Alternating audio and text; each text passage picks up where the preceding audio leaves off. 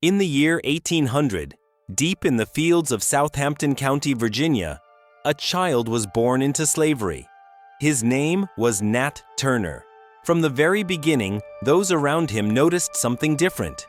He was quiet, thoughtful, and claimed to see visions no one else could see. Some said he was touched by God. Others whispered that he was marked by fate. As a boy, Nat Turner taught himself to read in secret, forbidden from education by law.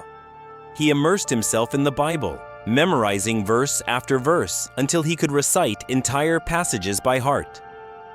Among his fellow slaves, he became known as a preacher, even a prophet. They said he could see omens in the skies, eclipses, falling stars, strange patterns in the heavens. Turner believed these were not coincidences. To him, they were divine messages, signs that God had chosen him for a sacred mission, to rise against slavery and deliver his people from bondage. For years, Turner waited for the right moment. In the shadows of the plantations, he preached quietly, gathering a small circle of trusted followers. They listened as he spoke of freedom, of vengeance, and of God's will. By the summer of 1831, Nat Turner became convinced that the time had come. A solar eclipse, darkening the skies, was to him the final signal from heaven. On the night of August 21st, under the cover of darkness, Turner and 6 companions set their plan into motion. Their first target was the family of Turner's own master, Joseph Travis. Armed with axes and blades, they crept into the house and killed every member of the household. Children, women, men. No one was spared. Turner later declared that it was not murder, but obedience to God's command. As dawn broke, the rebellion spread like fire through the Virginia countryside. From farm to farm, from house to house, Turner's group grew in number. Slaves abandoned their chains and joined the uprising, swelling his force to nearly 70 men.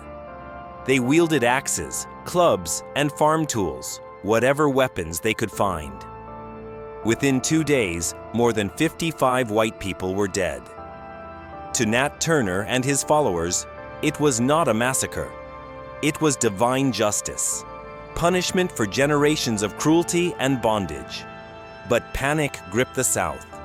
White families barricaded themselves inside their homes. Bells rang from churches, summoning militias. The Virginia state troops marched in, determined to crush the rebellion before it spread any further. The clash was brutal. Turner's poorly armed band could not stand against muskets and cavalry. The rebellion collapsed in a storm of blood. What followed was even more horrifying. Fueled by fear and vengeance, white militias and mobs struck back with merciless violence. More than 200 black men, women, and children were killed, many of them innocent, with no link at all to the uprising.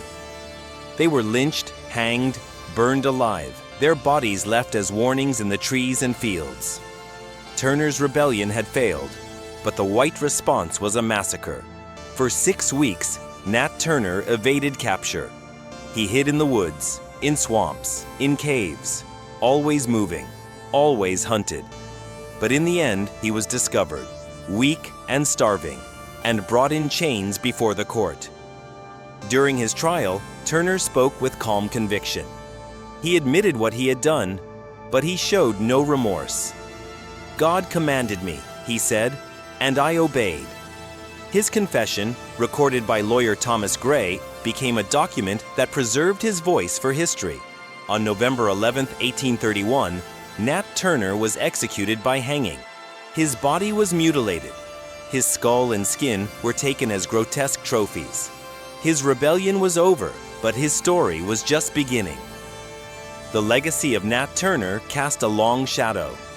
For slaveholders, it was a nightmare realized, a vision of black uprising that haunted them for decades. New laws were passed to tighten control over slaves, restricting gatherings, banning literacy, silencing black preachers.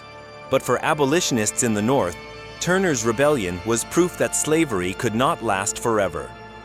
That resistance, once ignited, would only grow stronger. Nat Turner remains one of the most controversial figures in American history. To some, he was a fanatic, a murderer who slaughtered innocents. To others, he was a prophet of freedom, a man who dared to strike back against a system built on unimaginable cruelty. His rebellion claimed the lives of 55 white people, and in retaliation, more than 200 black lives were taken.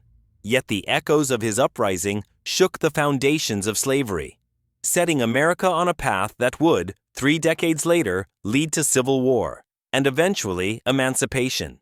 And so, the question still lingers. Was Nat Turner a brutal killer? Or was he a visionary who lit the first sparks of freedom?